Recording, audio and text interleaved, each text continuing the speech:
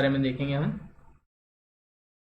तो देखिए लूप, पहले हम लूप को समझ लेते हैं, लूप होता क्या है। सपोज कीजिए कि आपको प्रोग्राम बना रहे हैं आप, और आपको कोई चीज़ बार बार करनी है। आप समझ रहे हैं, जैसे हमने प्रिंट स्टेटमेंट देखा था। तो प्रिंट स्टेटमेंट में हम कुछ प्रिंट कर रहे थे। सपोज कीजिए हम ये एक ऐसा डंडा प्रिंट कर रहे हैं। तो अब हमें ये डंडा बार बार प्रिंट करना है, और कब तक प्रिंट करना है? जब तक ये स्क्रीन पूरी ख़त्म ना हो जाए, तब तक हमको ये प्रिंट करते जाना है बार बार।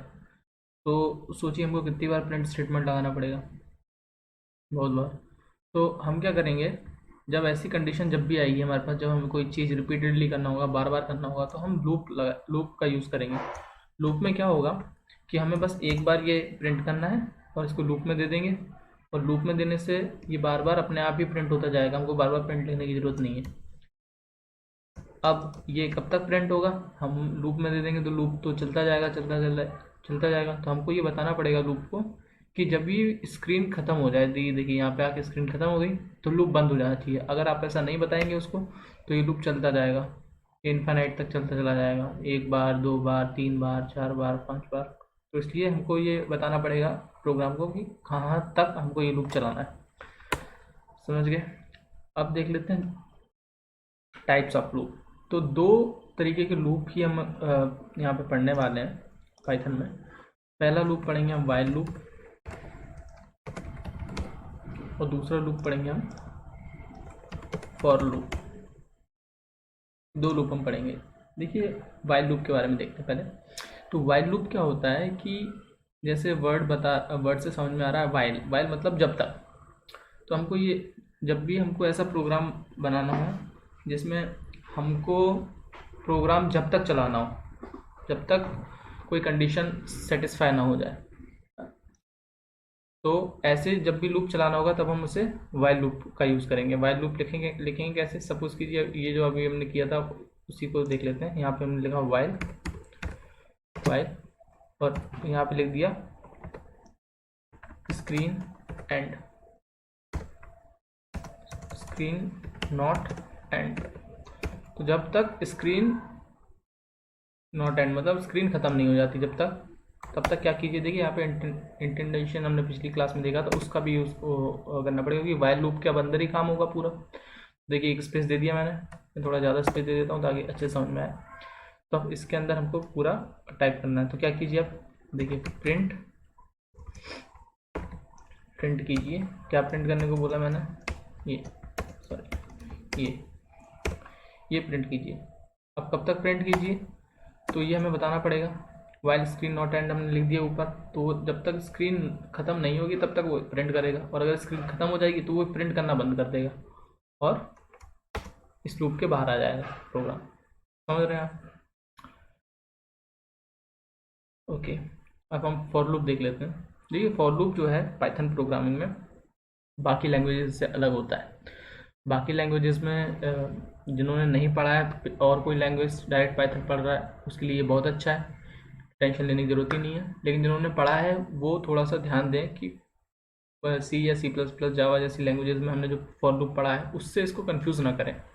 ये लूप अलग है थोड़ा सा, क्योंकि इसलिए अलग है क्योंकि हम उनमें देखते हैं, हम उसमें कंडीशंस लगाते थे कि शुरू कहाँ से करना है, ख़त्म कहाँ तक करना है, और इंक्रीमेंट करना है, तो ये सब हम उसमें करते थे। लेकिन यहाँ पे ऐसा कुछ नहीं होता। फॉर लूप यहाँ पे कैसे यूज़ होता है ये देख लीजिए आप। हमने डेटा स्ट्रक्चर में सीक्वेंस पढ़े थे, लिस्ट हो गया, टपल हो गया, रेंज हो गया, ये हमने डेटा स्ट्रक्चर में पढ़ लिया था। तो सपोज करते हैं एक लिस्ट है हमारे पास, ये लिस्ट है हमारे पास जिसमें कुछ वैल्यूज़ हैं, एक और है,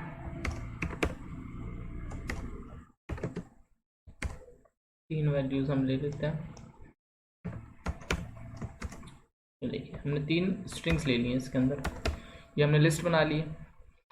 अब फॉर लूप हमेशा सीक्वेंस पे ही लगेगा। सीक्वेंस डेटा स्ट्रक्चर जो होते हैं, यानी लिस्ट हो गया, टपल हो गया, डिक्शनरी हो गया, सेट हो गया, सॉरी सेट सीक्वेंस में नहीं होते, डिक्शनरी भी सीक्वेंस में नहीं होती हैं, तो सॉरी सीक्वेंस वाले में यानी फॉर लूप लगेगा लिस्ट में, टपल में और रेंज में। इन तीनों पे हम फॉर लूप लगा सकते हैं। फॉर लूप जब भी लगाएंगे हम तो वो किस तरीके से लगेगा ये देखिए आप। काम इंक्रीमेंट का ही होगा। जो लूप हम काम कर रहे थे मतलब हमें बार बार करना है। जैसे इस हमें ये प्रिंट करना है लूप, एक लिस्ट के अंदर हमें ये प्रिंट करना है। जैसे इस लिस्ट का एक नाम रख लेते हैं, एक्स नाम रख दिया हमने। तो हमने देखा था जब हम लिस्ट की कोई वैल्यू प्रिंट कर रहे थे तो हम कैसे प्रिंट कर रहे थे, प्रिंट एक्स का 0 पे जो वैल्यू है उसको प्रिंट कर दो, इस तरीके से प्रिंट कर रहे थे। ऐसे ही 1 प्रिंट कीजिए, 2 प्रिंट कीजिए, इस तरीके से हम प्रिंट कर रहे थे। लेकिन यहाँ पे हम क्या करेंगे, जब हम फॉर लूप लगाएंगे, फॉर लूप एक्स, देखिए हमने मेंबरशिप ऑपरेटर पढ़ा था पिछली क्लास में। तो हम एक वेरिएबल ले लेंगे एक्स इन, सॉरी एक्स तो हो गया, आई इन एक्स, मतलब एक्स का, एक्स में जो आई होगा, फॉर लूप चलेगा तो पहले आई में ये वैल्यू आ जाएगी।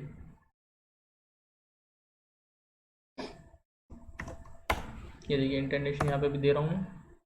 फिर एक्स आई के अंदर सबसे पहले कौन सी आ जाएगी वैल्यू, आयुष। तो यहाँ पे बस एक बार में प्रिंट लगाना है, प्रिंट जो भी आई में वैल्यू आएगी उसको प्रिंट कर दीजिए आप। ये देखिए, तो पहले वो आई के अंदर एक मेंबरशिप ऑपरेटर लगा हुआ है। तो एक्स में जो भी वैल्यूज होंगी बहुत सारी, उसमें लूप चलेगा। लूप जो होगा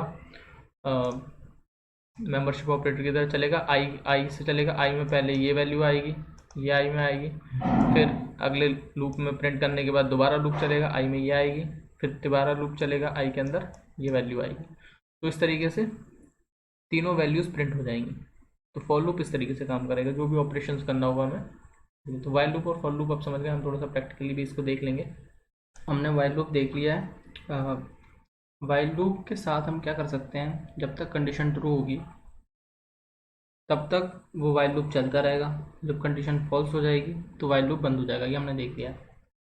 इसको देखिए, हम एक वेरिएबल ले लेते हैं आई, इसके अंदर मैं एक वैल्यू डाल लेता हूँ 1। और अब देखिए मैं वाइल लूप लगाता हूँ, वाइल,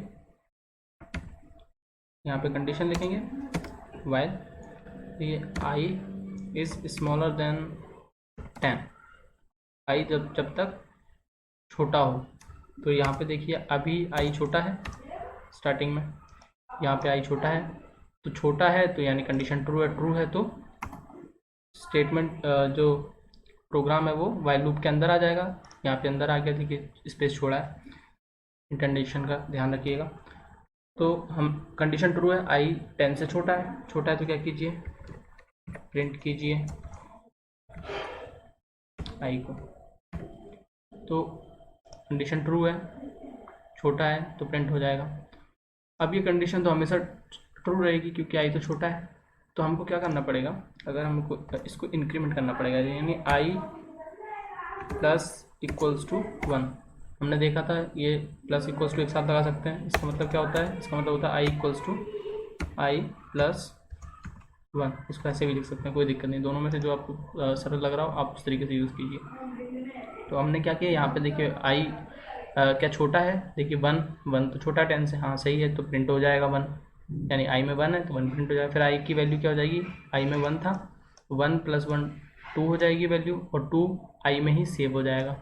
अब आई में क्या हो गया 2, फिर 2 छोटा है, हाँ 2 भी छोटा है तो फिर से चलेगा। फिर ये 3 हो जाएगा, 3 ऐसे चलता जाएगा। कब तक चलेगा, जब तक वो 10 नहीं हो जाता, और 10 होने पे वो नहीं चलेगा। देखिए ये प्रिंट हुआ है, देखिए 1 2 3 4 5 6 7 8 9 तक हुआ है, 10 होने पे ये प्रिंट नहीं हुआ है। तो ये देखिए अभी हमको अगर ये देखिए एक के बाद एक अलग अलग लाइन में अगर एक साथ प्रिंट करना होगा तो ये हम देख चुके हैं प्रिंट स्टेटमेंट में कि एंड लगा के आप ये कर दीजिए, एक स्पेस दे दीजिए, थोड़ा अच्छा दूर दूर हो जाएंगे प्रिंट, एक ही लाइन में सारे प्रिंट हो जाएंगे। ये देखिए एक लाइन में प्रिंट हो गया। तो आप इस तरीके से कर सकते हैं। इसके बाद अगर हम क्या करेंगे, हमने इफ एल्स भी देखा था। अगर हमको कोई कंडीशन इस लूप के बीच में, मतलब यहाँ से देखिए 1 आया, 2 आया, 3 आया, 4 आया, 5 आया, अगर बीच में कहीं 6 आ जाता है और 6 पे हमको क्या करना है, सपोज कि ये ब्रेक करना है, तो कैसे करेंगे। तो यहाँ पे देखिए कंडीशन भी लगा सकते हैं। अगर हम इफ़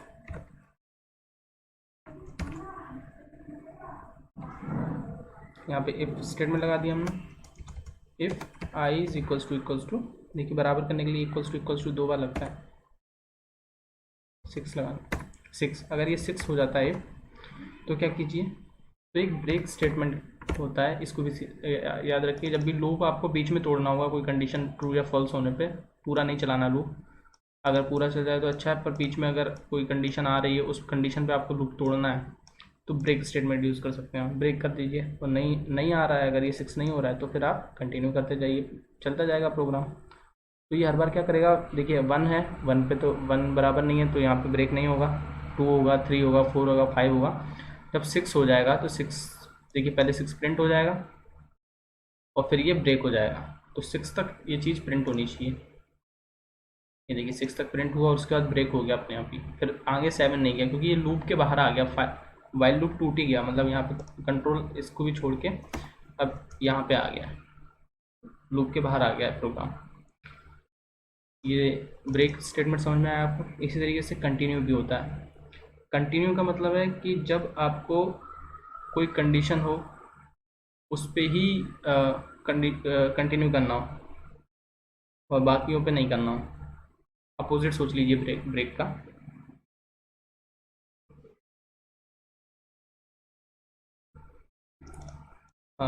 सपोज कीजिए आई इक्वल टू 6 हो तो कंटिन्यू हो जाए, कंटिन्यू।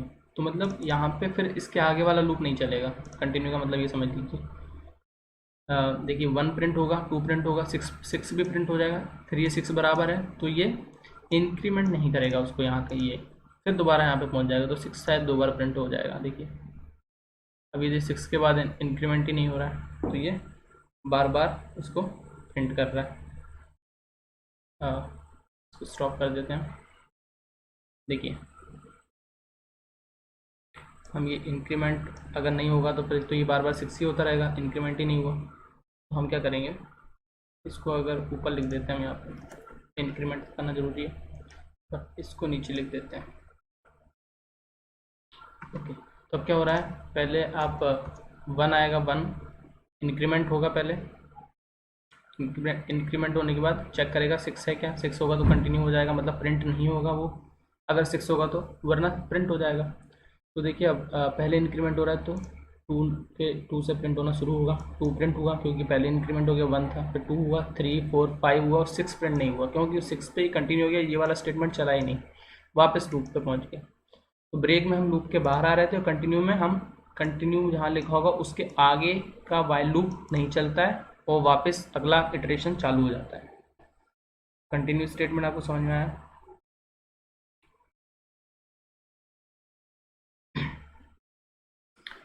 ठीक है, बस इतना ही वाइल लूप है। इसके बाद हम देख लेते हैं फॉर लूप।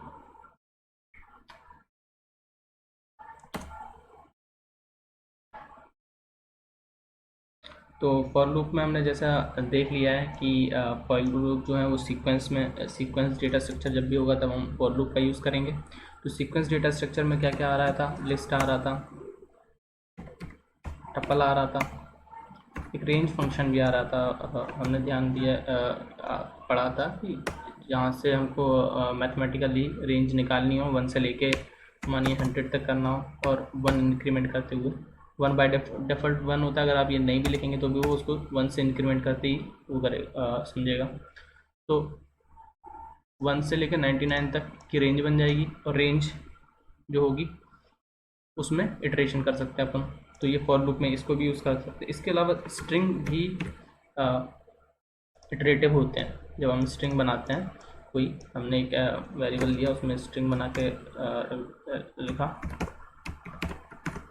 प्रतिभाशाली, तो जब हम इटरेशन करेंगे तो ये इन पे इटरेट होगा, हर कैरेक्टर पे इटरेट होगा ये। तो इस तरीके से इन सब के ऊपर हम फॉर लूप का यूज़ कर सकते हैं। सपोज कीजिए एक लिस्ट बनाते हैं हमने लिस्ट बनाना देखा है, तो लिस्ट के लिए क्या करते हैं, हम डबल ब्रैकेट्स लगाने के बाद इसके अंदर वैल्यूज़ लिख देते हैं। एप्पल,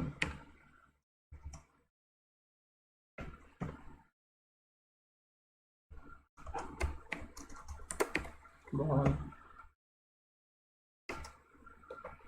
कैट,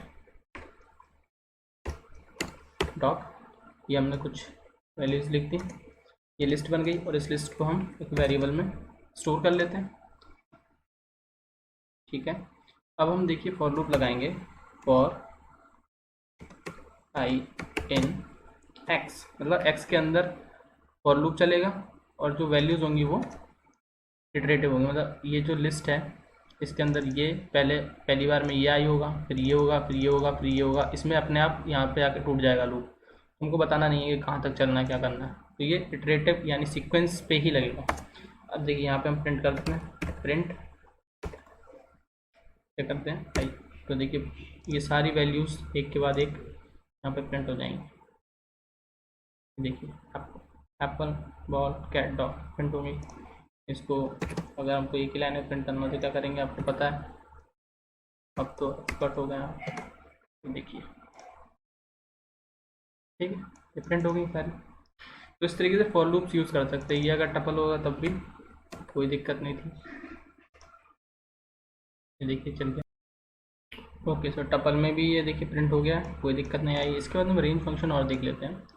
देखिए जब हम रेंज लिखा हमने, रेंज में लिख दिया हमने 1 से लेके 100 तक लिख देते हैं, कोई दिक्कत नहीं है, 100 तक, और इंक्रीमेंट 1 का ही रखते हैं, कोई दिक्कत नहीं है उसमें भी, 1 का इंक्रीमेंट। अब आई प्रिंट कीजिए तो क्या प्रिंट होगा, देखिए 99 तक की वैल्यूज़ प्रिंट हो गई हैं, 1 से लेके 99 तक सारी वैल्यूज़ प्रिंट हो गई हैं उस फॉर्मेट में जो फॉर्मेट हमने दिया है। तो रेंज में हो सकता है ये।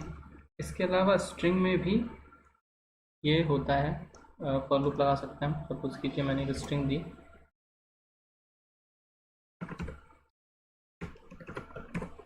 एक स्ट्रिंग हो गई।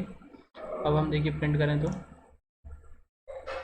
एक एक कैरेक्टर दूर दूर प्रिंट हुआ है, एक एक। अगर हम ये हटा दें तो ये नेक्स्ट लाइन में प्रिंट हो जाएगा हर कैरेक्टर।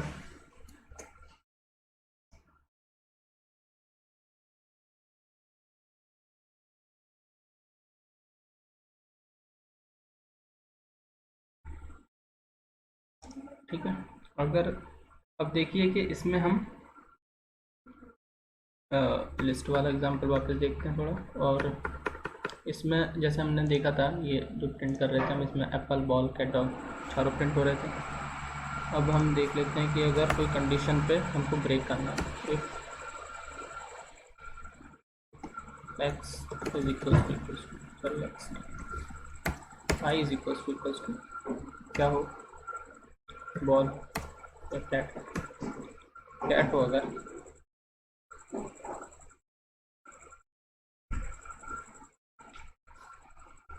तो ब्रेक कर दीजिए। देखिए यहाँ पर एरर आ जाएगी कि ये कंडीशन और ये इंटेंडेशन इसके अंदर लगाना पड़ेगा। तो देखिए अगर ये कैट होगा तो ये ब्रेक हो जाएगा। तो देखिए कैट तक ही प्रिंट होगा, कैट के बाद डॉग प्रिंट नहीं होगा क्योंकि यहाँ पे आके ब्रेक हो जाएगा वो। तो देखिए कैट के बाद अपने आप ही बाहर हो गया प्रोग्राम, कैट के बाद चलेगा ही नहीं वो।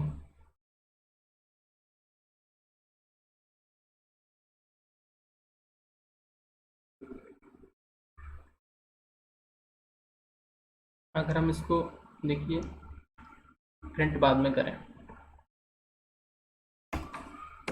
हमने प्रिंट बाद में किया है, अगर कैट होगा तो ब्रेक हो जाएगा, नहीं तो प्रिंट हो जाएगा। तो वो पहले चेक करेगा, पहले वो देखेगा आई में एप्पल है तो ब्रेक नहीं होगा यानी प्रिंट हो जाएगा, बॉल ब्रेक नहीं होगा, तो कैट होगा तो ब्रेक हो जाएगा। तो मतलब कैट भी प्रिंट नहीं होगा, पिछली बार कैट प्रिंट हो रहा था, इस बार कैट भी प्रिंट नहीं हुआ क्योंकि पहले ब्रेक हो गया वो, प्रिंट स्टेटमेंट बाद में। इस तरीके से कंटिन्यू है, अगर कंटिन्यू लगा दिया हमने, कंटिन्यू हमने यूज़ कर दिया, तो अगर कैट होगा तो कंटिन्यू हो जाएगा। तो कैट में ये प्रिंट नहीं होगा तो एप्पल होगा, बॉल होगा, और कैट की जगह कैट नहीं होगा, कंटिन्यू हो जाएगा, ये प्रिंट चलेगा नहीं, मतलब कंटिन्यू में लूप के आगे वाले चलते नहीं है, तो डॉग प्रिंट हो जाएगा डायरेक्टली। तो देखिए